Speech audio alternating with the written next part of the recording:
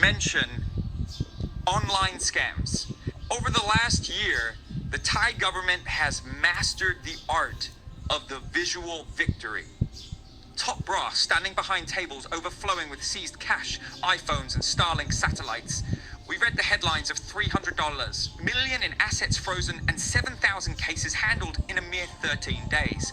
But for those of us as Thai citizens who have been tracking the veins of power in Thailand, these press conferences are not signs of a cure, but they are, irrefutably, the symptoms of a systemic and endemic rot that is now seriously threatening the very foundation of our national reputation. The logic presented by recent investigations and media reports by many foreign media outlets, from Reuters to the UNODC, clearly paint a picture of Thailand not just as a victim, but as a willing host and a porous sieve for transnational organized crime.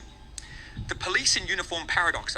Take the case of Lin Yifan, the Chinese tourist snatched from a noodle stall in Pattaya by men pretending to be police officials. While the media focuses on the kidnapping, the deeper question for us as Thais is, why is it so easy to pretend to be a police officer in this country? It is because, historically, the line between law enforcement and private enforcement has been blurred by corruption.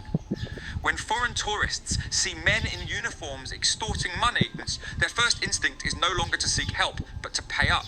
The drop in Chinese tourism, a projected 17.5% decline, isn't just about safety, it's about a total loss of trust in Thai officialdom. Thailand, the logistics hub of crime. The UNODC reports are devastating. Describe Thailand as a hub for transnational crime groups who move people, equipment, and funds. We see 5,000 UK SIM cards and Starlink dishes seized in Chiang Rai. The logical question follows, how does a 12-story scam building of Cambodia's Poipet town bordering Thailand, run primarily by Thais, or a massive operation in Samut Prakan involving 13 Westerners, operate without the knowledge of local precinct commanders or district officials? In Thailand, you cannot open a small noodle shop without liaising with local authorities. To suggest that 71 suspects can repurpose a luxury residence into a call center with 1,000 mobile phones without protection is an insult to our collective intelligence. The high-level shield while we arrest, and the low-level Chinese managers and the big fish remain remarkably resilient. The Reuters report mentions warrants for 42 people, but how many of those are the influential Thai facilitators, the politicians or former security officials who provide the land, the internet infrastructure, and the green light for these compounds to flourish on our borders? The United Thailand Against Scammers campaign boasts of returning 300 million baht to victims.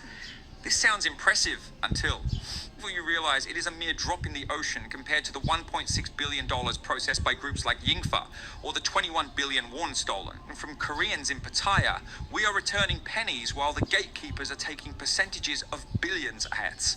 On another angle, which is the most tragic element, is the normalization of human trafficking.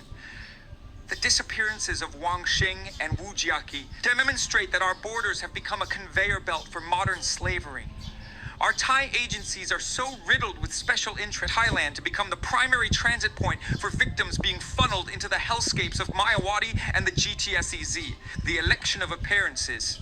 The current administration has used these raids to win a narrative of law and order.